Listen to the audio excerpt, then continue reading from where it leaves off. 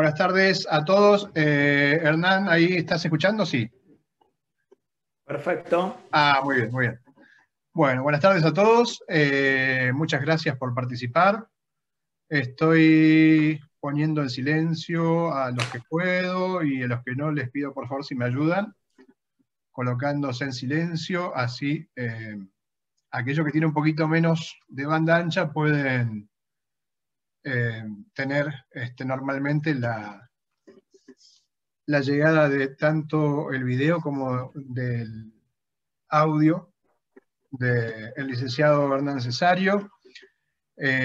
Como verán, bueno, el licenciado va a dar, esta vez el webinar es en base a manejo de vía aérea.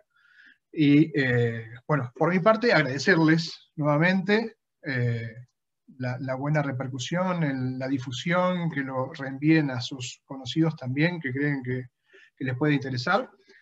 Les voy a poner nuevamente en el chat mi correo para que me envíen cuando necesiten lo que sea. Tanto sea como por el registro, como por las novedades, como para invitaciones a los próximos webinars. Ya tenemos webinar por un par de meses más marcados, y va a haber sobre diferentes temas, y todos muy interesantes porque de hecho son elecciones de ustedes mismos, que nos van llegando, lo que nos van diciendo. Ese es el feedback que nosotros tenemos, y los profesionales entonces van eligiendo de todos esos cuál es el más pedido como para ir haciendo el próximo. El lunes que viene vamos a tener uno sobre traqueostomía y cánulas. ¿Es así, Hernán? Sí. Que va a ser con el licenciado Trabanco. Es correcto, sí. Traqueostomía y manejo de cánula de traqueostomía, tipo de cánula de traqueostomía, indicaciones. Excelente. Así que espero poder tener ya la información concreta durante el resto del día o mañana más tardar, como para enviarles las invitaciones.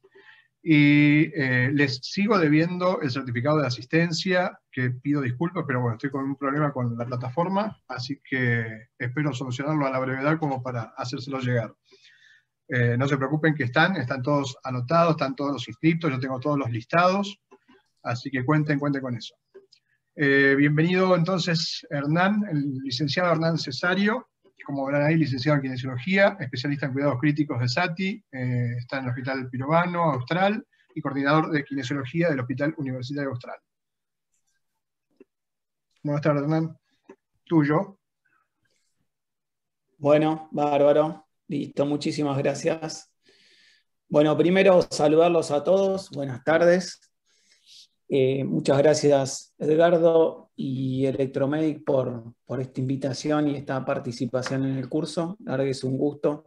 Y bueno, felicitarlos a ustedes como empresa de fomentar la formación de pacientes en esta etapa difícil que es la etapa de la pandemia del COVID. Bien, lo que me toca hablar a mí hoy es sobre el manejo básico y avanzado de la vía aérea.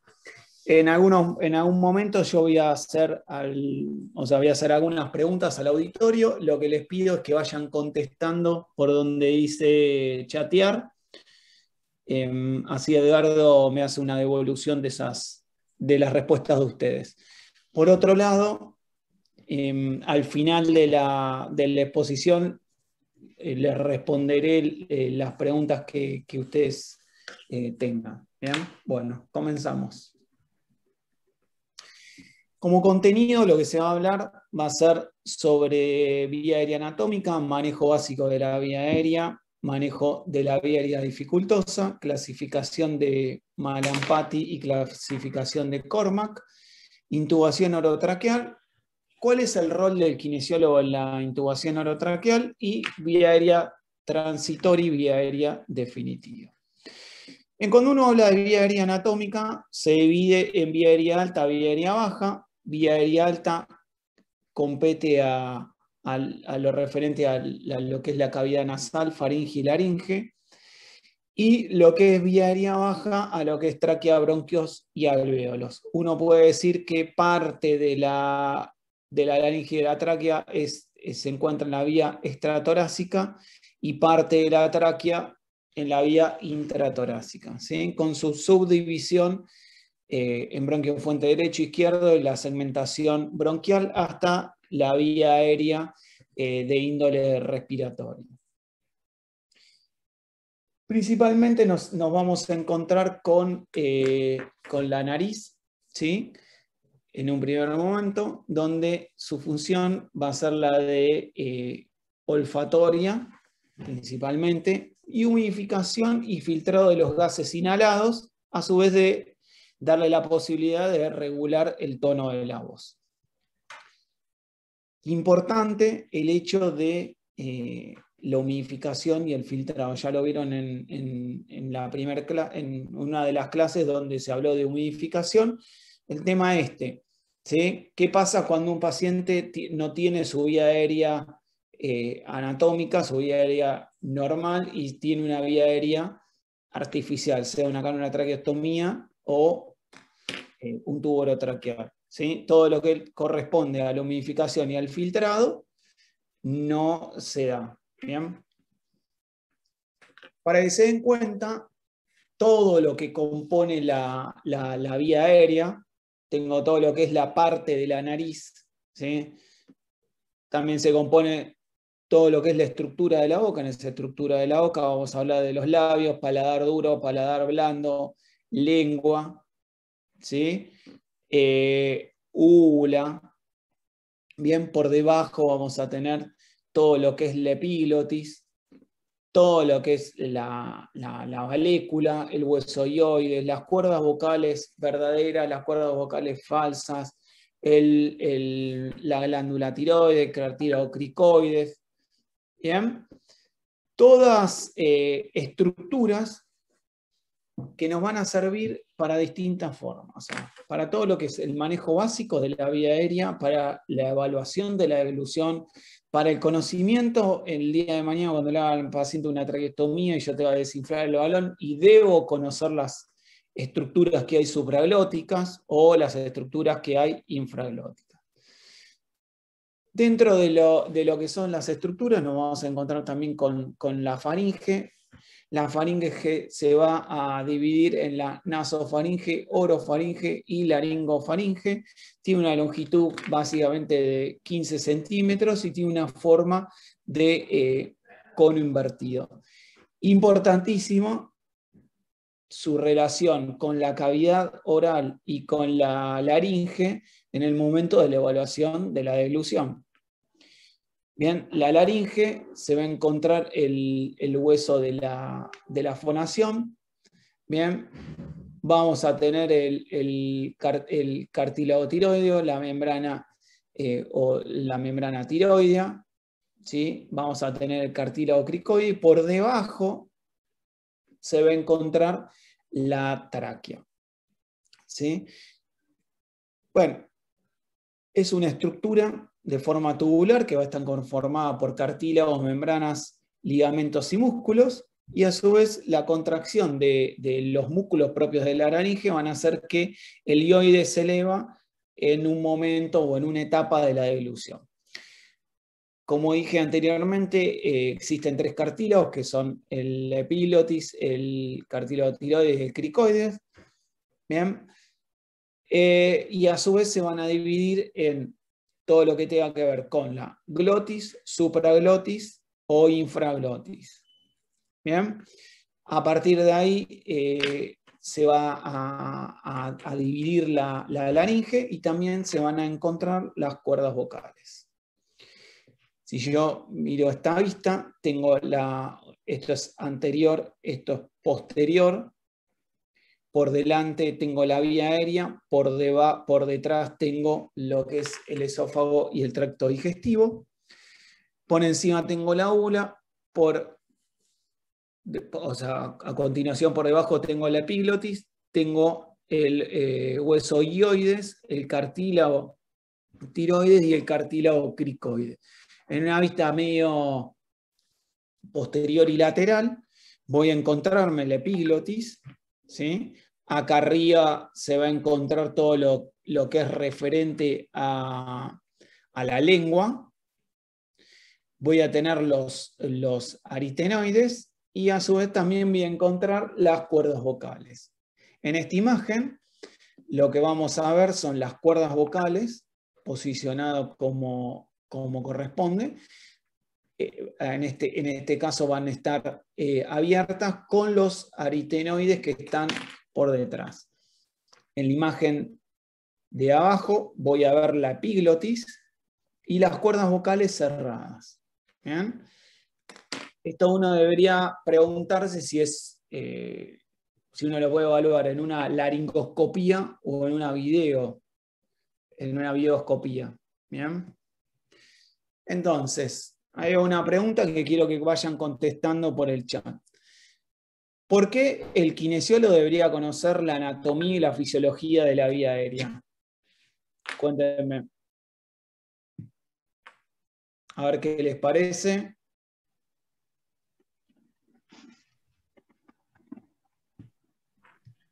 Por ahora no hay nada, no han respondido nada. Vamos, chicos, que esto quiero decir interactivo, porque es un tema largo. ¿Por qué el kinesiólogo debería conocer la anatomía y la fisiología de la vía aérea? Vamos a intubar, vamos a hacer una traqueostomía. No sé, ¿qué se les ocurre? Vamos a hacer una cirugía, una hemilaringectomía, una glosectomía. ¿Por qué tengo que saber yo como kinesiólogo la anatomía y la fisiología de la vía aérea? Bueno, a ver, por ejemplo, Magdalena Veronesi dice porque se utiliza en vía aérea, María Liberatore dice porque son estructuras donde trabajamos y debemos conocerlas, Leandro Arén dice para lograr un mejor manejo de la misma, Federico Lescano, primero para no dañar nada antes de hacer algún manejo de la vía aérea, manejo balón de insuflación, dice Magdalena Veronesi, Sandra Massanet, porque es su trabajo exclusivo, la función respiratoria, por ende su anatomía. Verónica, no se va a poder detectar algo anormal si no conocemos primero lo normal o lo que debería ser lo funcional. Teresa, muy bien todas las respuestas. Teresa Silveira para manejo óptimo de vía aérea. Sergio Norman, porque de la estructura depende la función y somos especialistas de la función. Lidia Castillo Palacios, porque efectiviza el desempeño del kinesiólogo. Agustina, hola, deben conocer la anatomía y fisiología para el manejo de la misma, kinesiología al paciente intubado y ayudan al proceso de la misma con el paciente en ARM. Paola Fernández es fundamental para la hora de una emergencia. Bueno, todos así, ¿eh? Muy bien, bueno, impecable la respuesta de todos. Uno debería conocer la anatomía en un primer momento para conocer qué estructuras vamos a tener y la fisiología para ver qué función vamos a poder tener en comparación con la anatomía. Yo conozco la estructura y sé qué función va a tener. Entonces, si yo no conozco la estructura y no entiendo qué función cumple, no puedo cuantificar por cuál es el saber. ¿Sí? Se lo digo de otra manera. La vía aérea puede ser para ventilar, la vía aérea puede ser para hacer un ejercicio ventilatorio, la vía aérea puede ser para un procedimiento de una intubación, para un procedimiento de una fibrobroncoscopía. Se puede dar en un momento de que yo necesito evaluar la deglución. Entonces, si yo no conozco cómo es la estructura de la cavidad oral, la estructura laríngea, la estructura faríngea, lo desconozco, tengo un paciente con una hemilaringectomía, no sé qué pasa, se alteró la función, fisiológicamente lo mismo, la anatomía está conservada o no. Bien, para eso uno debería conocer, porque trabajamos con la parte, si bien trabajamos con todo lo referente a lo respiratorio, también se involucra la parte de glutorio. Muy bien. Como manejo básico de la vía aérea, vamos a decir que es un soporte vital de pacientes que pueden estar graves o que estos pacientes vayan a estar graves. Entonces, si yo no tengo un conocimiento básico de la anatomía de la vía aérea, no puedo tener manejo de la misma. ¿Sí? Y hay maniobras que van a ser básicas y maniobras que van a ser avanzadas. Fíjense que dentro de lo que es la anatomía, en un momento, si yo le estoy hablando de que tiene penetración en el vestíbulo laringio, y yo no tengo la menor idea que es el vestíbulo laringio, o tiene una lesión supraglótica, y yo pienso que tiene un granuloma por encima de la cánula de traqueostomía, o que tiene una lesión glótica y pienso que, no sé, es por encima del ostoma.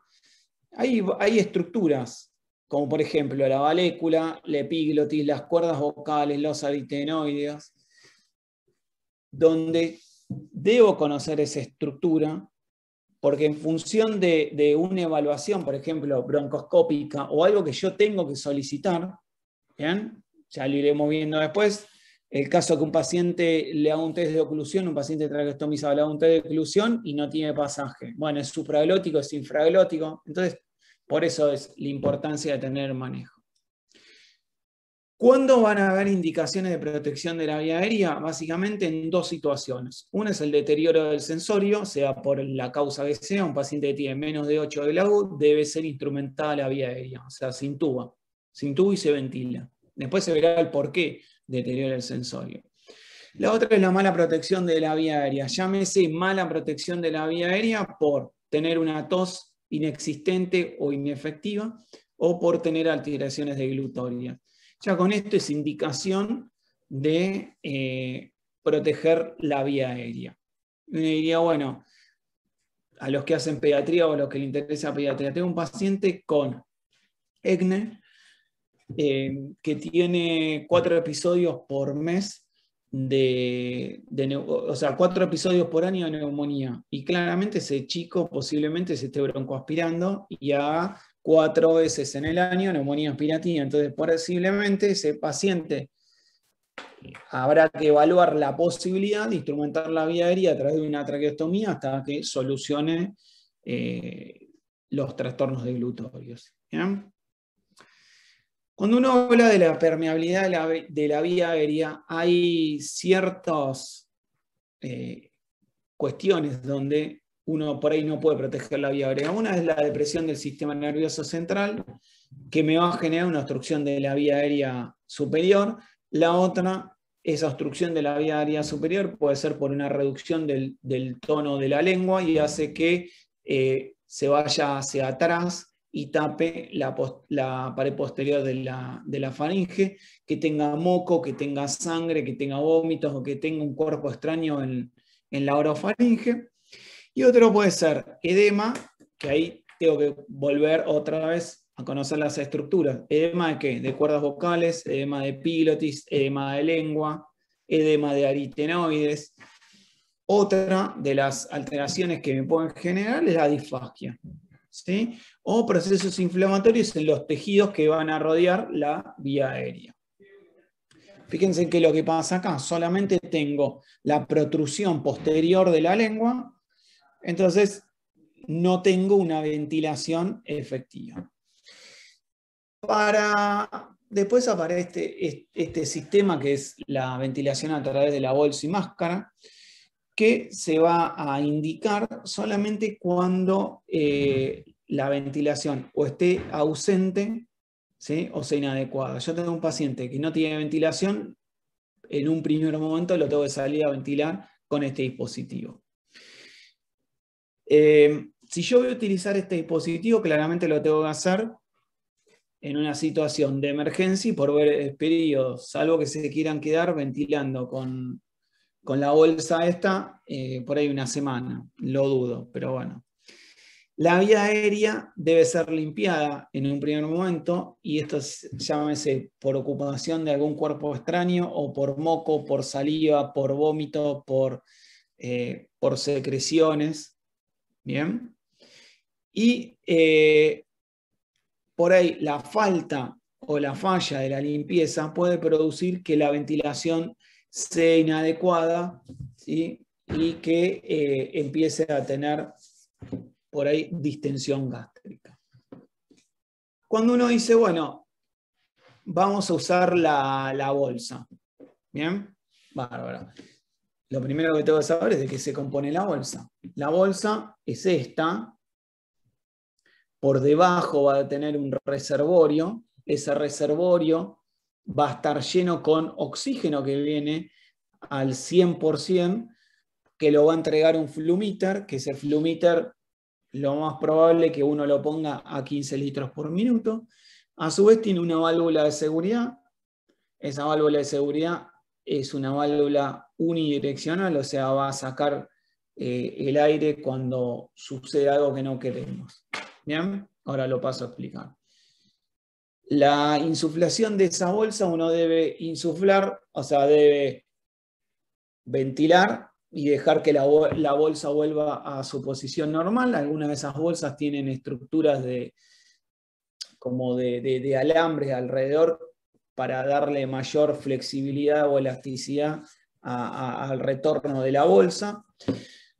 ¿Por qué hago hincapié en esta válvula de seguridad? Si el paciente no está dormido y yo le estoy mandando un volumen y una presión determinada, el paciente llega a toser, se suman las dos presiones, ¿sí? Y deberían tener una válvula de seguridad para evitar lesiones. Por eso esta válvula es una válvula unidireccional. En la medida que se junta la presión que yo le mando con la bolsa más la presión que genera el paciente, si se elevan habitualmente entre 40 y 60 centímetros de agua, esa válvula se abre y libera presión. ¿Bien? Y cuando el paciente expira a través de la máscara y sale al aire ambiente. Con respecto a la ventilación en estos momentos con COVID, saber que uno debería utilizar un HMF, saber que es un dispositivo en lo cual cuanto menos lo use mejor va a ser, por una cuestión de la aerosolización. Si lo tengo que utilizar, lo utilizo. Total, el personal debe estar protegido como corresponde. Bien. Cuando uno va a utilizar o va a emplear esta bolsa, ¿sí? Lo puede hacer con un operador o dos operadores. Si lo va a hacer con un operador, una mano va a estar ventilando y la otra va a estar sujetando la máscara, ¿sí? Con una toma hacia la máscara, que se llama en forma de C, lo que va a hacer es coaptar la máscara al rostro del paciente, evitando la fuga, y con el C, con los otros tres dedos, formando la letra E, lo que va a terminar haciendo es llevando el maxilar inferior hacia adelante, favoreciendo la apertura de la vía aérea superior. En el caso de que haya dos operadores o que el operador tenga manos chicas, entonces no puede sujetar como corresponde la máscara, se va a cambiar la toma, ¿sí? La toma se va a llamar con forma de O, ya que va a utilizar los dedos de ambas manos, ¿sí? El gordo y el índice. ¿Bien? Y de esa manera va a terminar sellando la máscara con el rostro. Y con las dos manos va a tomar el maxilar inferior y lo va a llevar hacia adelante. ¿Bien? Son las dos opciones de cómo debería emplearse o sujetarse la bolsa. ¿Bien? ¿En qué condiciones uno debería administrar la ventilación con la bolsa? ¿Bien? ¿O qué condiciones debería tener de cuidado? ¿Bien? Y me dice, bueno, ¿qué pasa con los pacientes que no tienen los dientes? Hay veces que en el momento de la intubación uno retira las prótesis dentales, pero en el momento de la ventilación por ahí las conserva, porque como se suele tener una sola máscara, hay que ver si es la adecuada para ese paciente. La otra, lo que va a tener problemas, los pacientes con mandíbulas grandes o con barba o pacientes obesos, porque va a depender del tamaño de la máscara que tenga. La otra va a ser la acumulación de sangre y de secreciones de la faringe, que tenga trauma o tumores maxilofaciales o nasales, o que tenga un sangrado facial, o otro de los problemas, como dijimos, que las manos del operador sean pequeñas, lo cual se resuelve con dos operadores. Entonces uno dice, bueno, bárbaro, Todo esto lo tengo solucionado. Al paciente le dejo los dientes si tiene prótesis dental, no tiene secreciones porque ya lo limpié, no tiene traumatismos ni tumores faciales, no está sangrando y como el operador tiene manos pequeñas, uso 2 operadores. Ahora lo empiezo a ventilar. ¿Cómo sé si la maniobra es efectiva? Pregunta para que contesten. Los primeros 5 se llevan un fin de semana de vacaciones. Expansión torácica. Bien. Dice Verónica Lozano. ¿Qué Agustina más? Stip dice elevación del tórax. Verónica Muñoz por la elevación abdominal. Sergio Norman, ausculto o movimiento abdominal. Magdalena Veronesi si se moviliza el tórax. Florencia Sabatoli, elevación del tórax. Federico Lescano, lo ausculto para ver si ventila. Sandra Massanet, evaluando la saturación y la expansión. Bien, muy bien. Perfecto. Básicamente lo que voy a evaluar es el movimiento torácico, ¿sí? Si el tórax va hacia arriba. ¿Sí? También lo puedo ocultar, no el abdomen. Si yo veo que lo que sube es el abdomen, el posicionamiento de la cabeza y la técnica de sellado de la máscara no es el correcto. ¿Sí? Por ahí tengo que reposicionar al paciente. Y ninguno me dijo esta. Ver si sube la oximetría. ¿Sí? Entonces, para ver, como yo lo estoy ventilando y le estoy aumentando la capacidad pulmonar, o lo estoy tratando de llevar una capacidad pulmonar total y le estoy dando oxígeno al 100%, la efectividad se mide con el movimiento torácico y ver si mejora la saturación de oxígeno. Que puede ser que sí, como puede ser que no. Pero habitualmente uno está pendiente de mirar esto. Entonces, ¿en qué circunstancias se podría utilizar la ventilación con bolsa, válvula y máscara? A ver qué me dicen. Preintubación. Sí. Dice Verónica Lozano, que además antes dijo que se había ganado 5 días con vos. Caro Ruiz, emergencias. Alfredo Fortese, en emergencia o para hiperoxigenar antes de la IOT. Agustina Stip, descompensación del paciente. Bien. Bueno, a ver, se puede utilizar para varias maneras. Lo que estamos acostumbrados, lo que hacemos críticos, uno dice, bueno, lo puedo ventilar previo a la intubación orotraqueal. Es correcto. Si yo tengo un paciente ventilado y creo que la vía aérea artificial está tapado, puedo desconectarlo del ventilador y utilizarlo para evaluar el grado de resistencia. ¿Sí? O para fluidificar o tratar de instilar a modo de desobstruir una vía aérea artificial y utilizar la bolsa. Y también si uno pensara en trabajar todo lo que es la parte de volúmenes y capacidades en pacientes no críticos, también podría utilizar este método como para asistir la fase inspiratoria en un paciente que no está ventilado ni está traqueostomizado, ¿sí?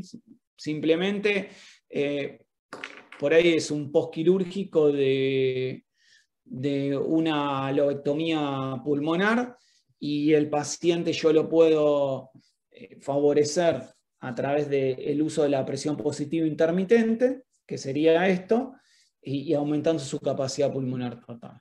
¿Bien? Seguimos. Para la postura o para que sea efectiva la ventilación con la bolsa, yo tengo 3 ejes. Uno es el eje oral, el otro es el eje faringio y el otro es el eje laringio. Lo que debería tratar de alinear es el eje faringio y el eje laringio. ¿Bien? Entonces, esto se hace con el posicionamiento como muestra acá. ¿Bien? Como muestra ahí, o sea, el sostener la máscara y llevar el maxilar inferior hacia adelante, y a veces el hecho de ponerle una almohada para mejorar la alineación. ¿Ah? Ya iremos viéndolo. Para el manejo básico de la vía aérea, seguimos todavía con el manejo básico. Lo primero que te va a hacer es la liberación de la vía aérea, sea manual o con aspiración. ¿Está bien? Por ahí es posicionar al paciente de una manera, no es lo mismo que esté con la cabeza flexionada, que esté con la cabeza en hiperextensión, no da lo mismo. Por ahí posicionándolo se soluciona el problema, o por ahí está con la cabeza inclinada, o sea, rotada e inclinada, y no es bueno tampoco. Y la otra es realizar una maniobra de elevación del mentón o subluxación, como cuando llevamos el maxilar inferior hacia adelante, lo que hace es llevar el hueso ioides para adelante y el cartílago tiroides también, y de esa manera lo que genera es que mejore la ventilación. Pensar en esto, que yo tengo un paciente con estas características, pero puede ser que el paciente tenga una retrognatia, ¿sí? O tenga una prognatia. Bien. Saber que si yo me encuentro con esta actitud postural, por decirlo de alguna manera, o con esta actitud del maxilar inferior con respecto al maxilar superior, y no van a ser pacientes fáciles a la hora de ventilar. ¿Bien? O a la hora de querer hacer algún tipo de maniobra.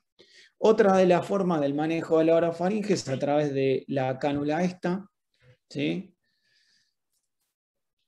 3 solo necesito. ¿Cómo se llama la cánula esta?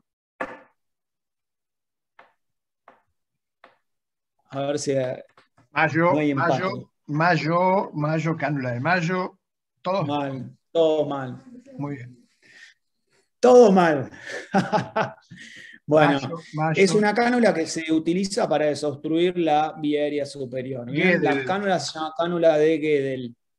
Cánula de Guedel. Lo que va a hacer es desobstruir la orofaringe. Principalmente se utiliza para llevar la lengua hacia abajo, ¿sí? Y hacia adelante. Porque por algún motivo, o la lengua es muy grande, o está edematizado, o el paciente lo sedaron y lo relajaron, entonces la lengua se va hacia posterior. ¿Bien? Hay distintos tipos de modelos, de colores. ¿Bien? Lo que se hace, o sea, habitualmente no es correcto poner la que tengo. Si no tengo otra, ya está, pero lo correcto es medir desde el lóbulo de la oreja hasta la comisura labial, y esa va a ser la medida que debo utilizar y colocar al paciente. Fíjense en que la convexidad se ingresa al revés y después termina, ¿sí?, quedando la convexidad hacia arriba y la concavidad contra la lengua. ¿Ah? Lo que tengo que lograr es que la lengua se vaya para adelante. Bien. Entonces, acá lo que estoy haciendo es midiendo el lóbulo de la oreja, la comisura labial, se abre la boca, se coloca con la convexidad hacia abajo, es la colocación, y después termina quedando con la convexidad hacia arriba. Se coloca al revés, se gira y se progresa. ¿Está claro? Para los que se olvidan, acá abajo tiene que estar la lengua. Entonces, si acá abajo está la lengua, acá arriba estaría el paladar duro y el paladar blando. Entonces, ¿cuál es la función de la cánula de Guedel? 5. 5 personas. ¿Para qué sirve? Aspiración, Agustina Stipp. ¿Cómo? Agustina Stipp dice para aspiración. Sandra Massanet para abrir la vía aérea. Para ventilar, apertura de vía aérea. Desobstruir la vía aérea de la lengua. Para liberar la vía. Bien. La función va a ser desobstruir la orofaringe. ¿Sí? No es ni para que no muerda el tubo ni para aspirarlo. Entonces desobstruye de la lengua la orofaringe. que con eso solo puede funcionar o será una maniobra que tengo que utilizar para ventilarlo con la bolsa y con la máscara. ¿Bien? Entonces, ¿cuándo se debe utilizar la cánula de Edel? Y uno dice, bueno, para desobstruir la vía aérea superior o necesito ventilar al paciente y me genera mucha resistencia. Entonces, como me genera mucha resistencia, voy a probar de ponerle esta cánula. ¿Bien? En la medida que tengan la posibilidad de estar en una institución que piden una cánula y le traen, no, tengo roja, verde, amarilla, no tengo ni la menor idea, la agarro, la mido, ¿sí? Y la que corresponde será la que se le colocará al paciente. ¿Bien? Ahora, vamos a esta parte, manejo de la vía aérea dificultosa. La vía aérea dificultosa, ¿sí? Se va a dar cuando un profesional entrenado y con experiencia tiene dificultad para la utilización o la ventilación de la bolsa, válvula, máscara en el momento de la intubación orotraqueal o cuando quiere preoxigenarlo. ¿Bien? Ahí vamos a estar hablando de vía aérea dificultosa. ¿Qué pasa con la ventilación dificultosa? Se va a dar cuando no es posible o la ventilación es bastante inefectiva, sea porque o pierde gas, ¿sí? O porque hay un incremento de la resistencia. Entonces, si yo tengo un incremento de la resistencia cuando estoy haciendo esto, ¿qué hago? Pregunta.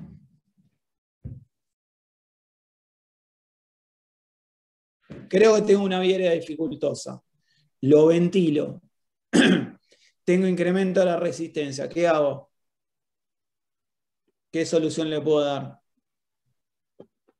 ¿Qué opinan? La cánula de Guedel.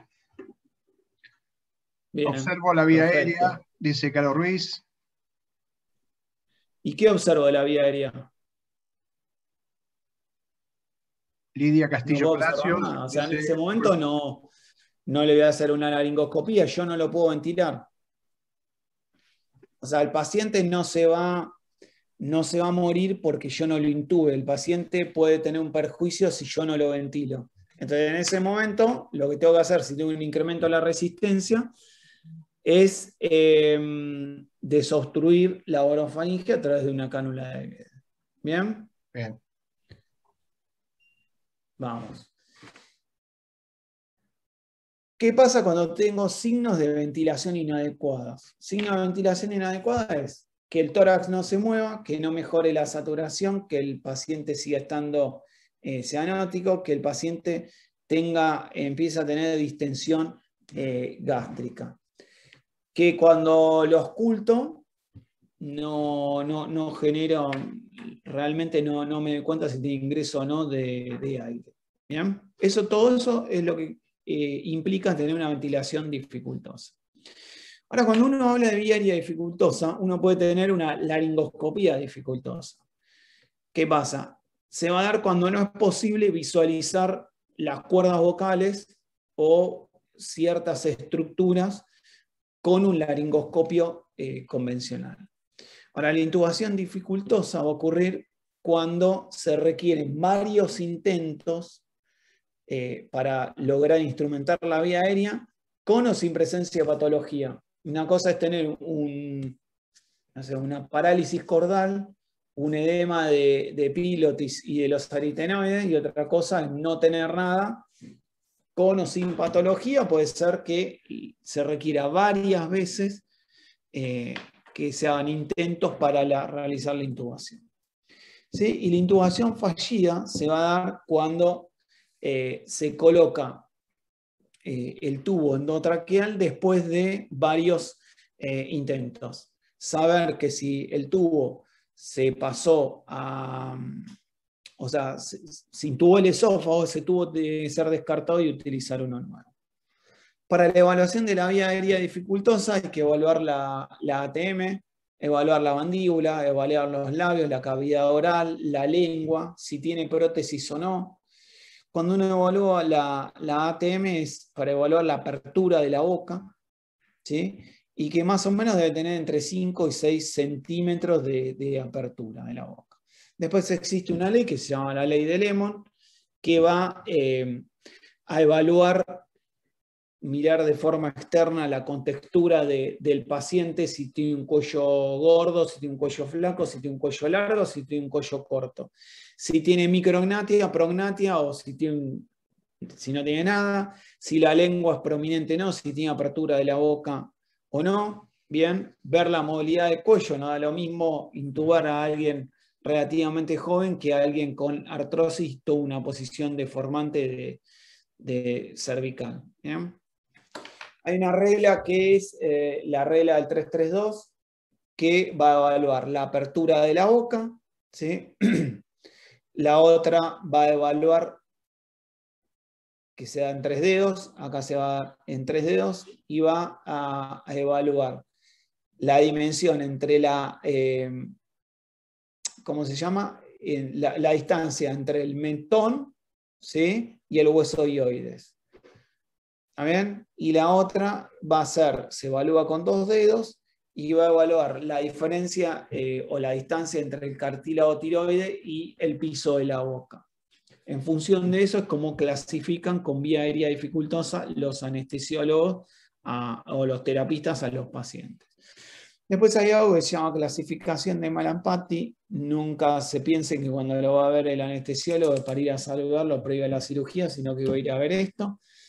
El paciente está sentado de frente a ustedes y le van a pedir que abra la boca. La clasificación de Malampati va de grado 1 al grado 4, de grado simple al grado complejo. Lo que uno tiene que ver, básicamente, es el paladar duro, el paladar blando, la úvula, si está sentado, si está centrada, los pilares. ¿Ah? Básicamente eso es lo que se vería. Y en un Malampati 4 no se va a ver casi nada. Se ve el paladar duro y de casualidad si se puede ver algo del paladar blando. Esta sería la imagen. Malampati 1 y Malampati 4. Esto ya de por sí es una vía aérea dificultosa. Cuando uno coloca el laringoscopio, o sea, cuando los médicos colocan el laringoscopio, lo principal que tienen que hacer es tener una visión correcta. Porque lo interesante no es meter el tubo, sino que antes de meter el tubo uno tiene que tener una visión como corresponde. Fíjense en dónde va la punta del laringoscopio, que está por encima de lo que sería la epiglotis. Entonces, ahora vamos a hablar de una visión directa a través de una laringoscopía. Cuando se hace una laringoscopía, lo que se va a ver arriba va a ser la lengua, se va a ver la valécula, se va a ver la epiglotis, se van a ver las cuerdas vocales y acá atrás se van a ver los aritenoides. Esto es lo que uno debería evaluar en el momento de la laringoscopía directa. Bien, volvemos a lo mismo. Lengua, epiglotis, cuerda vocal izquierda, cuerda vocal derecha, aritenoides, por debajo va a estar la tráquea. Cuando uno hace una laringoscopía, también se clasifica, ¿sí? Que va a ser en fácil o dificultosa.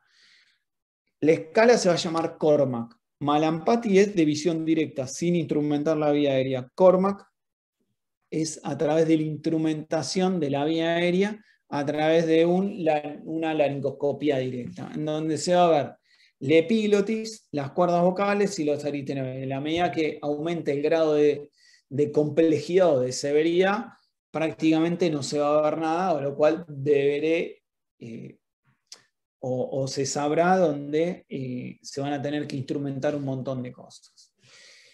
¿Qué va a pasar en el momento de la intubación endotraqueal? ¿Bien? Y de ahí vamos, pre-COVID y etapa COVID. El kinesiólogo respiratorio debe formar parte del equipo que realizará la intubación endotraqueal. ¿Qué me contestan? Agustina Stipp dice que sí, Sandra Mazanet dice que sí, Lidia Castillo sí, Emilce sí, María Liberatori sí, si se encarga de la vía aérea, Roger Valencia Bien sí, eso, ¿eh? Sandra Massanet, Verónica Muñoz, De Florencia hecho lo Bartoli, hacen. Sandra Massanet, de hecho lo hacen. Bien, bueno, muy bien. Claramente que el kinesiólogo respiratorio debe formar parte del equipo que va a realizar la intubación. Ahora después veremos qué es lo que tiene que hacer o cuál es el rol de lo que tiene que hacer. Uno dice, bueno, indicaciones de intubación endotraqueal. Vamos a tener obstrucción de la vía aérea, oxigenación inadecuada, ventilación inadecuada, aumento del trabajo ventilatorio, protección de la vía aérea o paro cardiorrespiratorio. Y acá hay una gran división. Una cosa es el que trabaja, el profesional, el médico, el kinesiólogo que trabaja en la emergencia, donde le bajan un paciente de una ambulancia y le viene una falla ventilatoria y respiratoria y lo tiene que intubar y después se preguntará.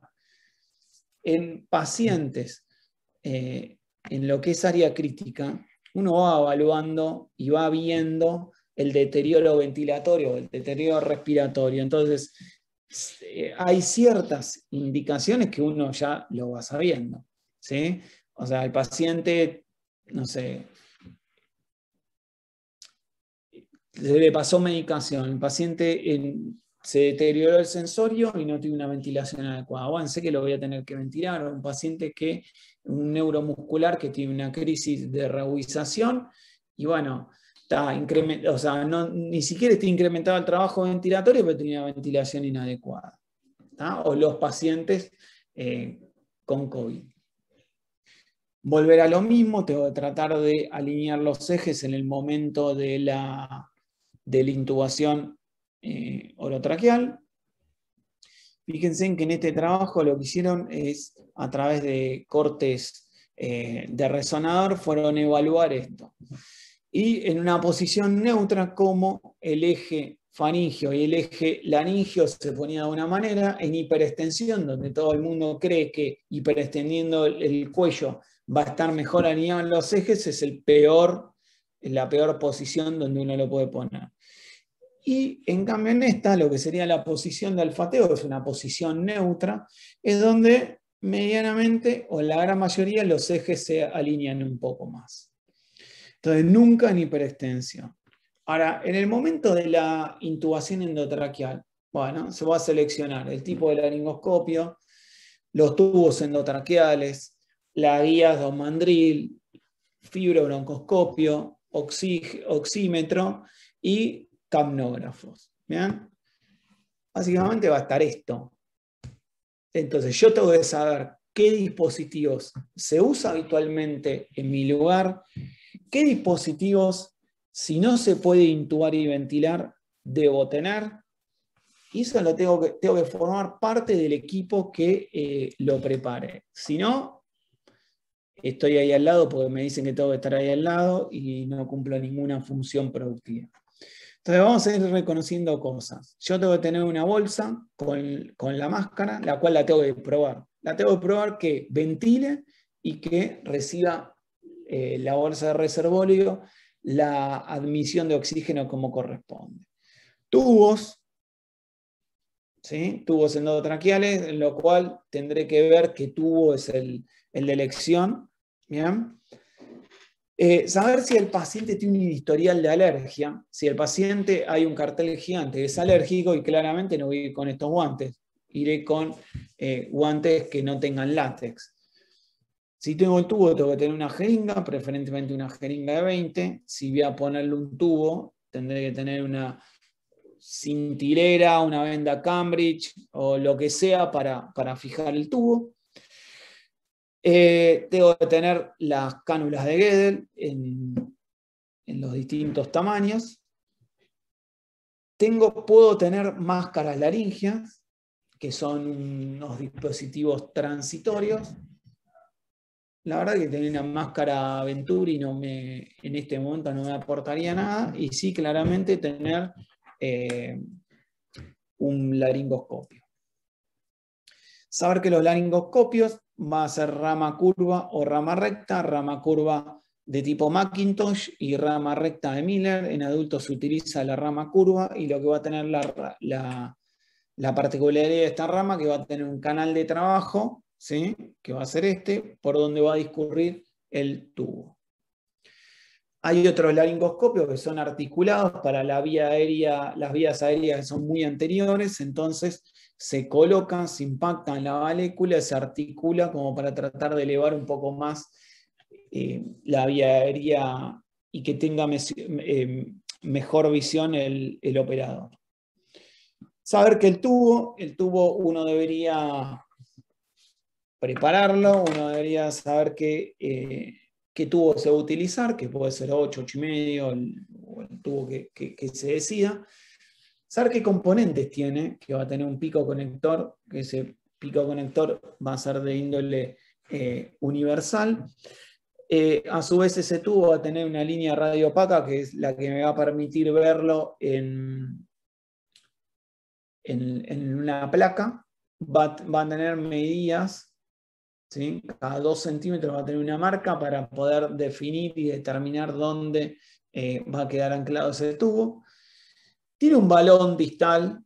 Ese balón distal va a generar que sea un sello de la vía aérea superior de la vía aérea inferior. Como voy a utilizar ventilación a presión positiva, lo que tengo que favorecer es que no se escape el aire. Tiene un orificio principal y un orificio lateral. ¿Bien? Y del lado afuera, en este caso este tubo, va a tener un balón piloto, un balón testigo, que va a ser el reflejo del balón este que está acá.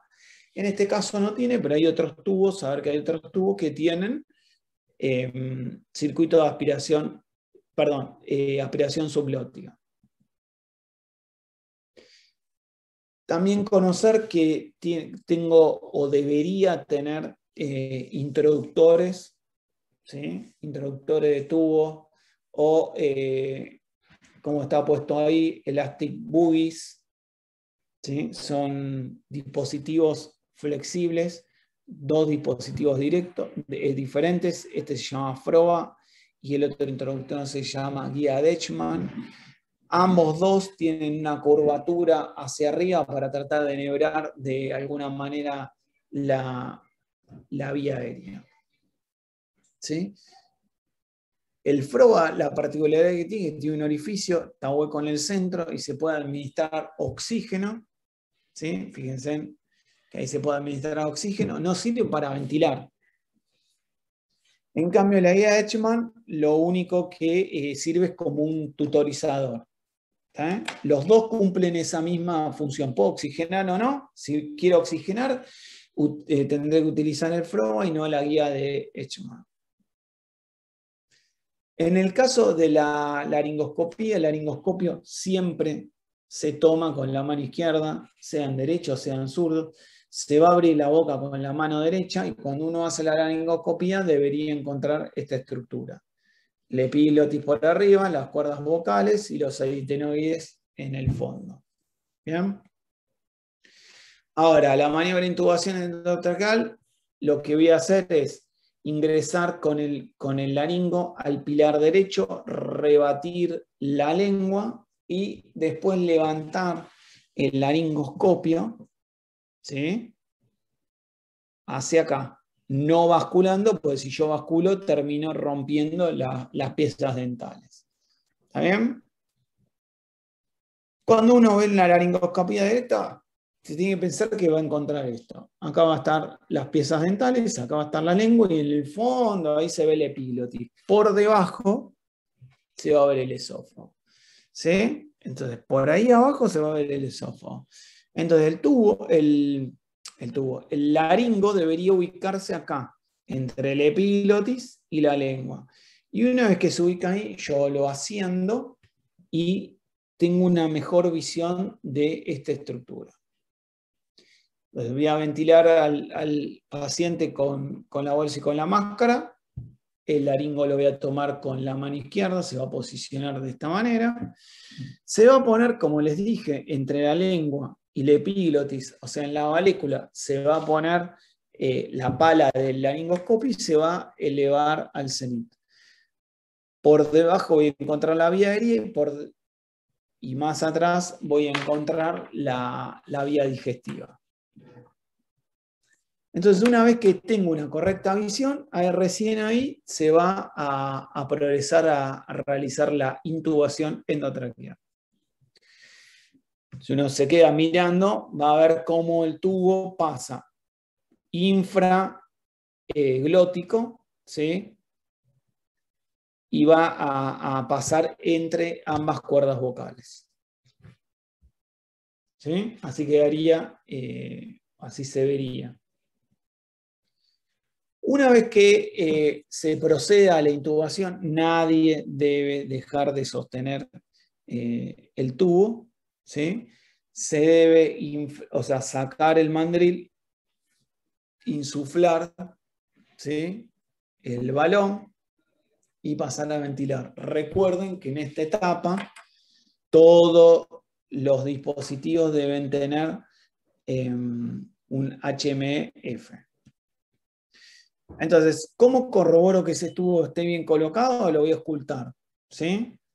Voy a ocultar primero el epigastrio para determinar si el tubo fue a la vía respiratoria o a la vía digestiva. Segundo, el pulmón izquierdo. Y tercero, el pulmón derecho. ¿Por qué el pulmón izquierdo?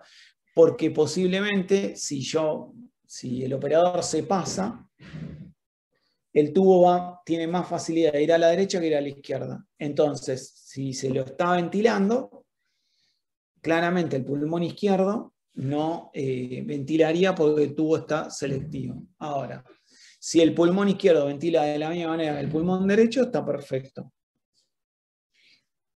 Por la disposición, ¿sí?, del bronquio fuente derecho y del bronquio fuente izquierda, si se progresa el tubo, porque se intubó, se progresó, se infló el balón, es más fácil que se vaya al derecho y no al izquierdo. ¿Sí? Calculen que el tubo tiene que estar 4 centímetros por encima de la carina, debería estar por acá.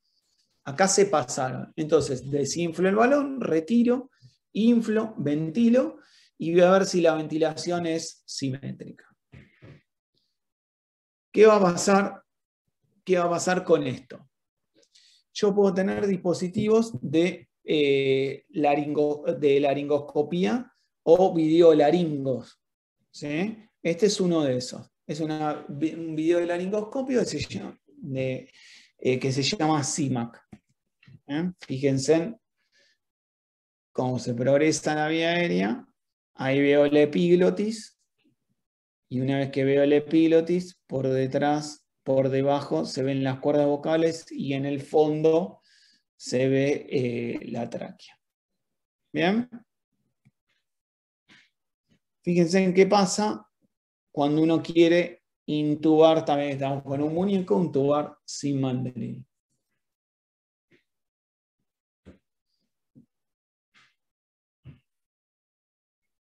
Imagínense que cada vez que uno impacta, genera esos impactos, está generando lesión. Por lo cual, uno debería utilizar un mandril o una guía para evitar que sucedan todas estas cosas.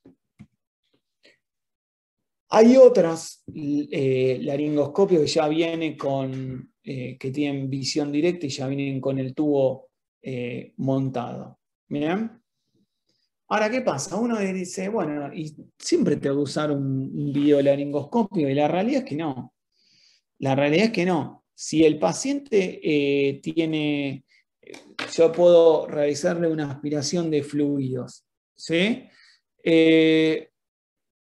O no requiere aspiración, voy a usar un laringoscopio de visión directa. Ahora, ¿qué pasa? Si yo no puedo aspirar y si yo no puedo o considero que tengo una vía aérea dificultosa, ahí sí voy a mirar un videolaringoscopio. Si con el videolaringoscopio se puede ver como corresponde, sin tubo y listo. Si con el laringoscopio de visión directa lo puedo ver como corresponde, también se realiza la intubación. El tema es qué pasa si yo no, estoy con el laringoscopio de visión directa, no puedo ver como corresponde, ¿sí? Ahí debería utilizar una máscara de laringia. O debería ventilarlo e ir a buscar un videolaringoscopio. Dentro de lo que es la laringoscopía directa, hay una gran diferencia, o sea, es la forma más simple de aprender a visualizar una vía aérea y a instrumentar una vía aérea, y mientras que un videolaringo requiere de un poco más de entrenamiento. ¿Cuál es la diferencia? Que el operador en la laringoscopía directa va a estar mirando acá, en cambio en el otro va a estar mirando con un poco más de distancia. Y para estos momentos, la realidad que es interesante. Hay otros dispositivos que se introducen dentro del tubo endotraqueal y, bueno, y de esa manera se permite la intubación. No se utilizan demasiado estos dispositivos porque no le dan la rigidez necesaria para poder hacer el procedimiento como corresponde. Para una vía aérea transitoria existe algo que se llama máscara laríngea. Estas máscaras laríngeas son dispositivos que se utilizan a ciegas, y estos dispositivos que se utilizan a ciegas lo que me permite es ingresar sin mirar nada, sin tener un laringo, insuflar y poder ventilar. Y de esta manera puedo tener un paciente ventilado de forma transitoria o con una máscara, o con una bolsa o con un ventilador. La idea es que esto tiene un sello, ¿sí?, que va a obturar esta punta, va a obturar el esófago, y a través de esta ranura se va a ventilar la tráquea, ¿sí? Como le dije, es un procedimiento a ciegas que se le pide la apertura de la cavidad bucal se genera la apertura de la cavidad bucal del paciente y se introduce. Una vez que se introduce, fíjense en que la punta de la máscara laríngea se va a quedar acá, como muestra esta imagen, obturando el esófago, y va a hacer que la ventilación que se dé por acá termine siendo o yendo hacia la vía aérea. Bien. Habitualmente se utilizan en procedimientos de emergencia o en cirugías cortas. Fíjense en cómo en esta imagen la punta de la máscara laríngea se introduce o obtura el esófago y permite que el aire que sale a través de ella ventile la vía aérea y no tenga ningún problema. ¿Bien? A ver, ¿cuál es el tema con esto? Que es algo transitorio, es algo que me puede ayudar a salir del paso. Después tendré que ver cómo se resuelve. Si se intubará al paciente, si al paciente se le habrá que hacer... Si es una cirugía corta, por ahí conviene mejor utilizar esto, si el paciente lo tolera, para no generar tanto trauma laringio. En el caso de no ser una cirugía y sea un problema del operador, pues no es un operador experimentado, intentó un par de veces y tiene dificultad, bueno, es una buena opción hasta que llegue un operador avesado. La otra es que se haya probado con un videolaringoscopio, que se haya tratado de pasar una guía Edgeman, no pueda pasar y se termina utilizando este dispositivo y después se traqueostomiza, ¿sí? Depende de las opciones que se puedan llegar a dar. Después aparece otro elemento que se llama combitubo, que vendría a ser una combinación de dos tubos, parecería en uno. También son de utilización, son transitorios, no pueden ser definitivos nunca. Y lo que me va a generar esto es que yo pueda obturar o el esófago o directamente ingresar en la vía aérea y poder ventilar, utilizando un dispositivo que no puedo acceder a través de la visión directa. ¿Cómo sería esto? El combitubo, tengo dos opciones. O ingresa en el esófago o ingresa en la vía aérea. Lo desconozco, ¿sí? Entonces yo no sé dónde voy a entrar. Tengo dos balones, un balón que va a ser traqueal y un balón proximal, que este balón proximal va a ser se va a ubicar en la cavidad oral, entonces me va a hacer un sello con el afuera y adentro, y el otro balón se va a inflar o en la tráquea o en el esófago. Entonces, como tengo doble lumen, voy a insuflar por uno o por el otro. ¿Bien? En el caso de, como está el azul vendría a ser el de la vía aérea, se ventila a través de eso y listo. Este sí o sí tiene que estar insuflado.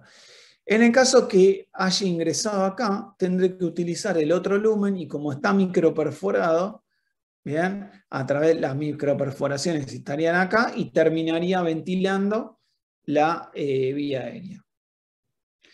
¿Qué pasa con esto? Con la intubación nasotraqueal. No se hace habitualmente, son intubaciones que sean por ahí en procedimientos quirúrgicos, como este de acá abajo, el cual fue un procedimiento transitorio, la intubación fue transitorio y duró lo que le llevó a los cirujanos el acto quirúrgico. ¿Bien? ¿Por qué uno dice, bueno, pero ¿por qué no le intubaron por la boca? Porque claramente era una cirugía maxilofacial y una cirugía en la cavidad oral. ¿Cuál es la diferencia con esto? Que acá tiene un edema de lengua y la visión es imposible. Entonces, la única forma o la única opción de la intubación es una intubación nasotraqueal. Es una intubación que se puede, habitualmente se hace a ciegas, se coloca un tubo chico, un tubo 6,5, un tubo 7, y se hace con el paciente despierto y al acecho. ¿Qué significa al acecho? Hay que sincronizar el movimiento en el momento que el paciente ventila, ¿sí? Que asume inspiración, ahí se progresa, se termina progresando el tubo. Una vez que se progresa el tubo, bueno, ahí se puede, ¿cómo se llama?, sedar al paciente. Se utilizan, no es muy utilizada, como le digo, quemadura, o edema de pilotis, edema de lengua, pacientes quemados, o en cirugías. Claramente este paciente uno lo puede ventilar con una máscara, con la bolsa y con la máscara, se lo intuba por la nariz, se lo mira con el mandril, se hace que el tubo ingrese como corresponde en la vía aérea y listo. Y después se opera la boca, una vez terminado el procedimiento quirúrgico, listo, se extuba al paciente y a otra cosa. ¿Bien?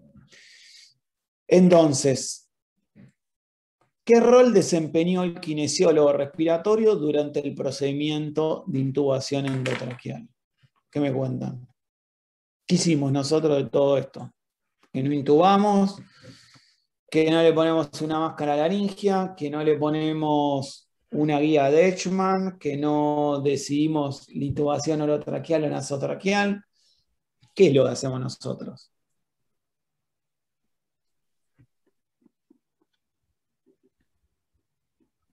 ¿Qué me dicen?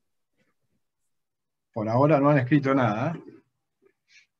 Chequeamos que esté bien ventilado, dice. Chequeamos que esté bien ventilado. Bien. Fijar el tubo de Fijar el aspiración de tubo de secreciones, ver sincronía con el aspiración de ventilador. secreciones y ver sincronía con el ventilador. Bien. Aspiramos secreciones de Marina ¿Qué Svesazuk. más? Colabora con el médico. Colaborar con el médico. Bien. María Svesazuk. Adaptamos al ventilador. Bien. Exacto. ¿Quién más escribió algo? Le damos la función a la vía aérea, Sergio Norman. Le damos la función a la vía aérea. Bien. Comprobación de tubo, no tenga ninguna falla. Comprobar que el paciente esté bien adaptado al respirador. Aspiraciones. Preparamos la preintubación. Chequear en principio que estén todos los elementos para la ventilación y luego asistir. Muy bien.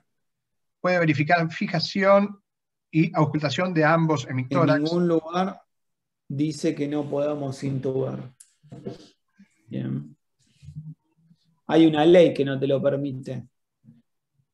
hay una ley de ejercicio profesional y nosotros no tenemos ni la capacidad ni las incumbencias para poder realizarlo. Uno se puede meter en un flor de lío legal. Con lo cual no digo que uno no tenga que capacitarse. Bien. Bueno, muy bien a todos. Entonces, yo tengo que saber qué rol voy a desempeñar. ¿Quiero estar o tengo que estar? ¿Debería formar parte del equipo o no? Bueno, como kinesiólogo especialista en cuidados críticos, y yo tengo que estar. ¿Bien? En el momento de la intubación, tengo que estar. Ahora, tendré que ver cuál va a ser mi función. Porque mi función no va a ser intubar, mi función no va a ser ponerle un acceso vascular periférico, ni pasarle drogas, ni decidir qué droga le van a poner, ni decidir qué tubo, si un 8, un 8,5 o un 9. ¿Bien? Entonces, primero voy a tener que elegir el ventilador. ¿Sí? ¿Qué ventilador? El que tenga, el que esté disponible. Lo tengo que armar, programar, ¿sí? Y seleccionar. Segundo, ¿cómo lo voy a armar? ¿Qué le voy a poner? ¿Un HME? ¿Le voy a poner un HMF? ¿Le voy a poner un filtro en la rama expiratoria, un filtro viral y bacteriano? ¿O le voy a poner un HMF? Tengo que determinar las tubuladuras, van a ser con trampa de agua, sin trampa de agua. ¿Le voy a poner circuito cerrado, aspiración o no? Le voy a poner una aerocámara por las dudas, por si tiene broncoespasmo. Todo esto lo tenemos que armar nosotros. ¿Bien? Aparte de esto, tenemos que armar o tenemos que chequear, no sé cómo lo hacen, esto es dependiente de cada institución, tengo que evaluar el circuito cerrado de aspiración, perdón, el circuito de aspiración. Ese circuito de aspiración funciona, no funciona, está conectado como corresponde, está directo, está conectado a las bolsas que deberían estar. Bien, entonces elijo el ventilador, lo armo, chequeo la aspiración, chequeo que haya sondas de aspiración. Y después listo, inicio el ventilador. Bien, lo inicio, lo prendo, lo calibro. No tengo que elegir. Bien, ¿qué le voy a hacer? ¿Ventilación invasiva o no invasiva? Invasiva. ¿Qué modo le voy a poner? ¿Un modo espontáneo o un modo asistido controlado? Un modo asistido controlado. ¿Lo voy a ventilar por presión o lo voy a ventilar por volumen? Decido ventilarlo por volumen y ponerle un trigger de flujo. Todo esto es lo que vamos haciendo nosotros. ¿Ah? Y después esto. ¿Qué tubo le vas a poner? 8,5. Agarro el 8,5. Usa mandril.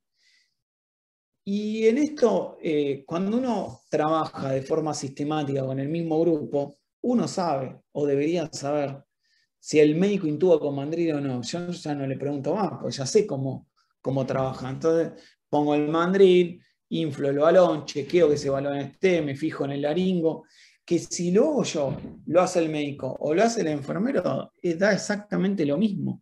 Si yo veo que no lo está haciendo alguien, bueno, lo agarro.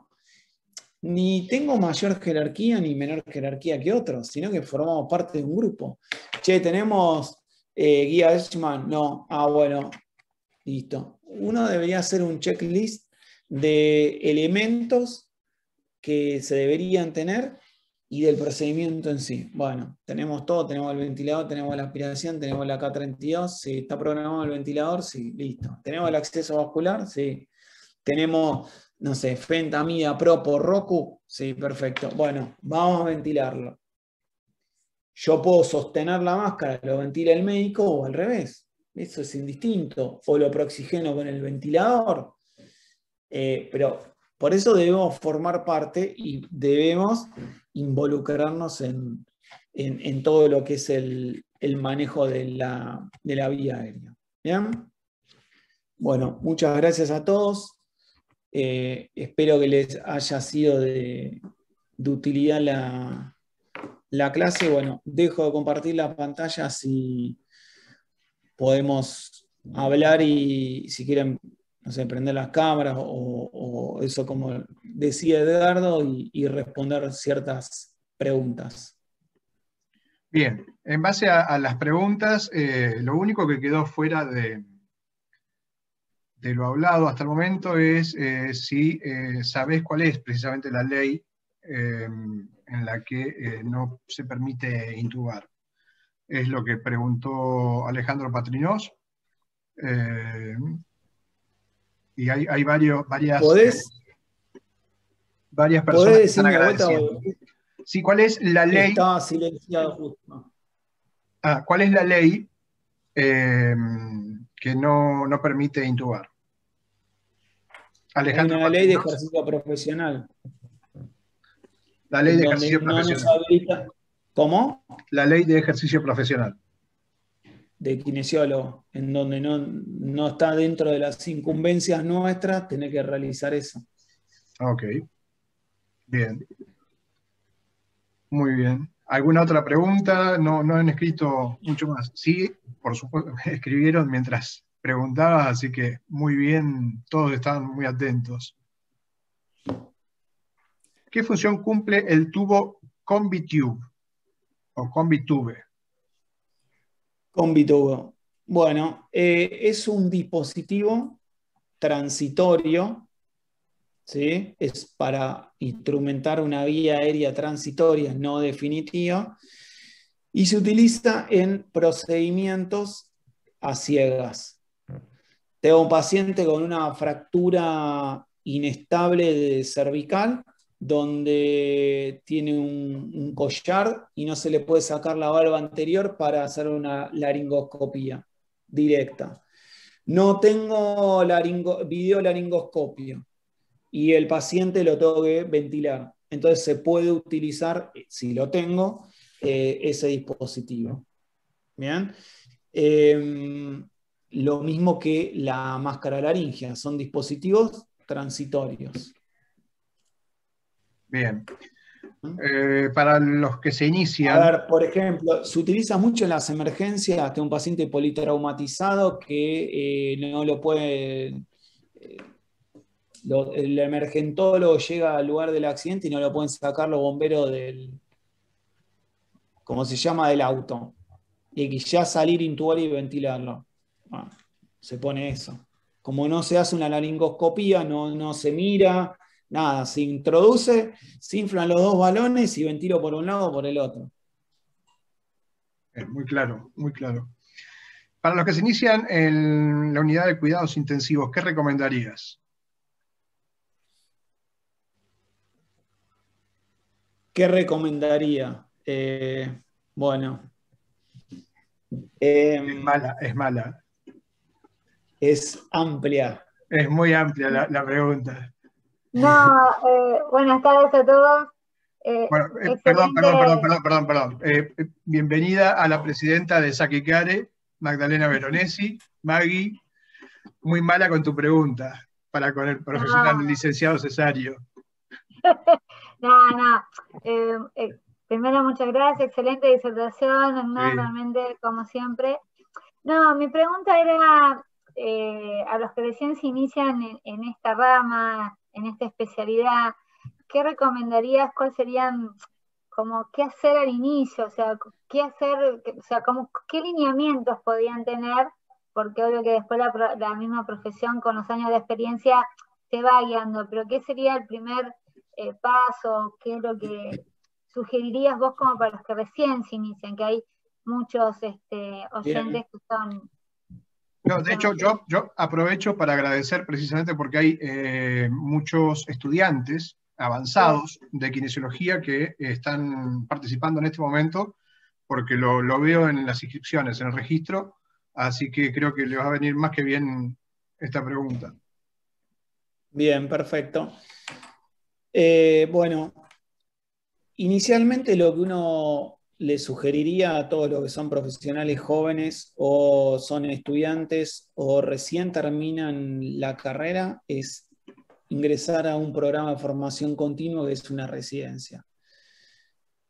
¿Qué me da una residencia con respecto al que no la hace?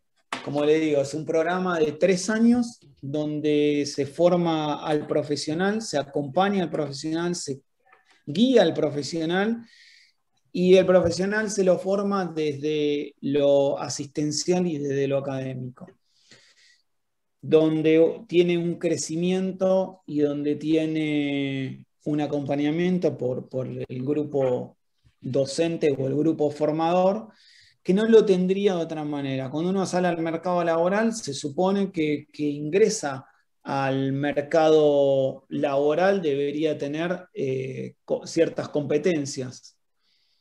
El problema es cuando uno ingresa a un trabajo y no tiene esas competencias. Entonces, a los que son más jóvenes, sugerirle esto, ingresar a un programa de formación continua. Lo que genera es capacitarse de forma rutinaria e ir haciendo distintos tipos de actividades y procedimientos al correr de cierta cantidad de años y genera un grado de formación diferente, en mi opinión, con respecto a los que no lo hacen. Ojo, hay gente que por ahí no, por el tiempo que insume, no puede llegar a hacerlo. Claro, claro, claro. Bien, voy a responder a Lidia Castillo. ¿Es factible que se tenga acceso a la grabación? Sí, por supuesto que sí. De hecho, aprovecho también para agradecer a todos los que ya se suscribieron al canal de YouTube de Electromedic. Pueden entrar a YouTube y poner Electromedic con K final, y ahí van a poder acceder a nuestro canal. Y a aquellos que se suscriben, automáticamente les llega después la información, el aviso de cada vez que se sube un nuevo video. Entre ellos, bueno, los webinars. Gracias a todos por la atención, muchas gracias por el respeto, por supuesto. Veo varios compañeros de trabajo ahí también, así que les agradezco también por acompañarme, a mí particularmente, entre los nervios de todo esto. Y bueno, como siempre, hay gracias al doctor Borruel, y también lo veo que estuvo hasta ahora en cada una, así que muchísimas gracias, doctor. ¿Me permitís? Sí, por supuesto. Felicitar a Hernán, en primer lugar, por la brillante exposición, el repaso anatómico funcional que nos hizo y todas las maniobras que nos mostró, que nos enseñó, que nos dijo los tips, y bueno, y además nos mostró una cantidad de material infinito que yo no conocí en toda mi vida en terapia intensiva durante tantos años y que nos teníamos que arreglar con muy pocas cosas. Si me permitís, no más de 30 segundos. Por supuesto. Cuando habló de la intubación dificultosa, me hizo acordar a muchas cosas de mi propio pasado, ¿no? Y les voy a contar dos muy simples, un acierto y un error. Les comienzo por el error. Una vez entraron urgente a un individuo de la calle, en asfixia, de la calle, y yo corro a su encuentro en un pasillo, y estaba cianótico, con pulso, no, más bien rígido, y bueno, y no respiraba. En ese momento habré tardado, no sé, un minuto, y le hice una traqueostomía en el piso, allí donde estaba, en ese lugar, ¿no? Bueno, empezó al ratito, empezó a respirar por el agujerito acá, ni tubo ni nada, porque lo tuve que hacer allí y sostenerlo con la pinza abierta la tráquea. Bueno, al cabo de un rato, el individuo entró a reaccionar y me quería hablar y no podía porque perdía el aire por acá y me preguntaba qué hacía acá, qué pasaba. Y ¿saben qué fue? Una crisis epiléptica, y yo le hice una traqueostomía de urgencia pensando que tenía una asfixia por obstrucción de la vía aérea superior. Así que bueno, ese fue lo que aprendí, a no ser tan apresurado, porque se hubiera resuelto solo seguramente.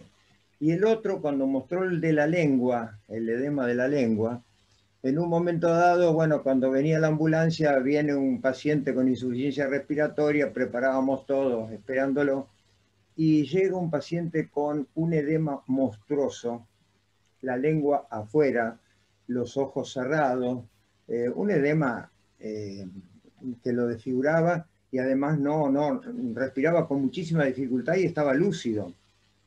Era un edema en esclavina.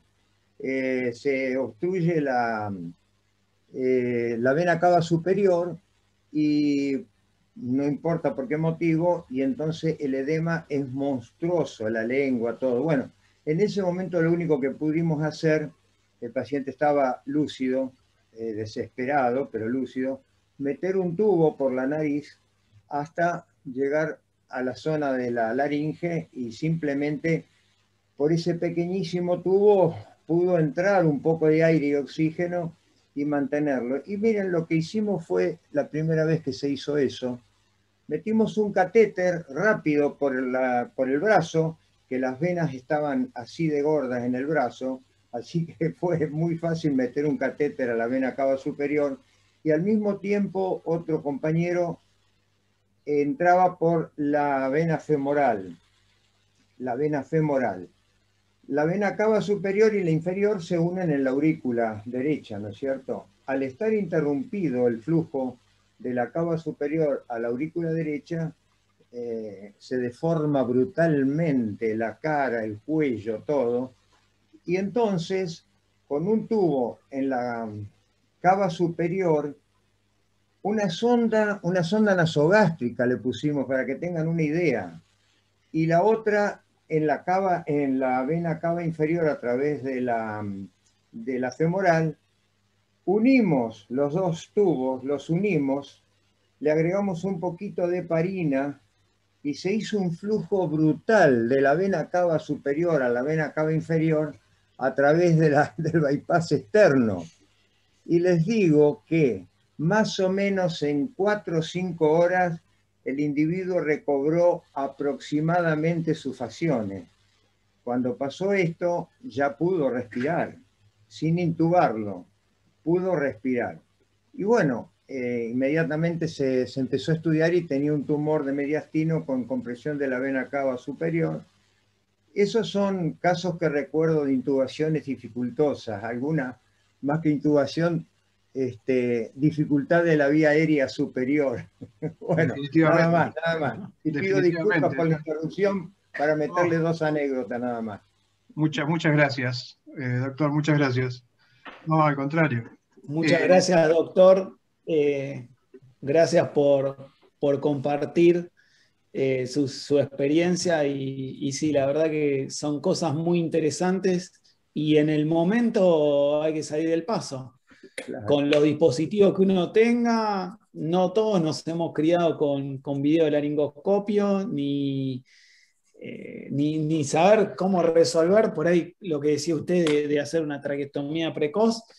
Bueno, uno trata de resolver en el momento de la mejor manera que logró interpretarlo. Así que bueno, gracias por contar su experiencia. No, muchas gracias a ustedes.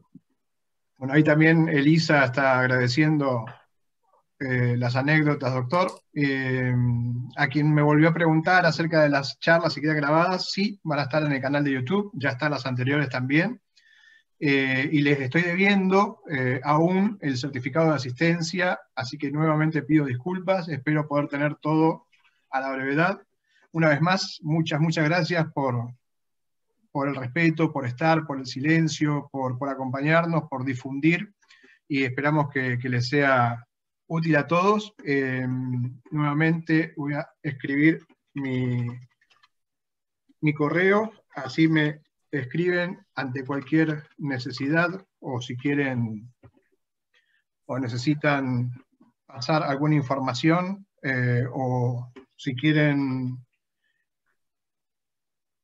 enviar el registro a otra persona también que no esté invitada, o para suscribirse a las novedades y recibir las invitaciones también, ¿no? Así bueno, Hernán, muchísimas gracias nuevamente. Maggie, muchísimas gracias. Doctor, y a mis compañeros también de trabajo, Sebastián, Jorge, que lo estoy viendo por ahí. Muchas gracias a todos por acompañarnos. Gracias, Hernán. Bueno, muchas gracias a todos, gracias por participar. Los felicito por apostar a esto de formarse. Y bueno, a seguir. Gracias a ustedes, Electromedic y Edgardo, por la posibilidad de poder acercarnos a la comunidad kinésica y darles una mano con su formación y capacitación.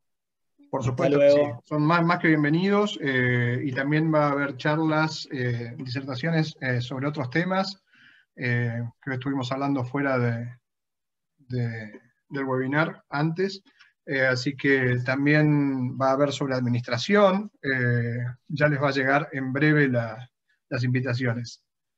Bueno, muchas gracias a todos y que tengan muy buena semana. Hasta luego. Chao, hasta luego, gracias. Gracias.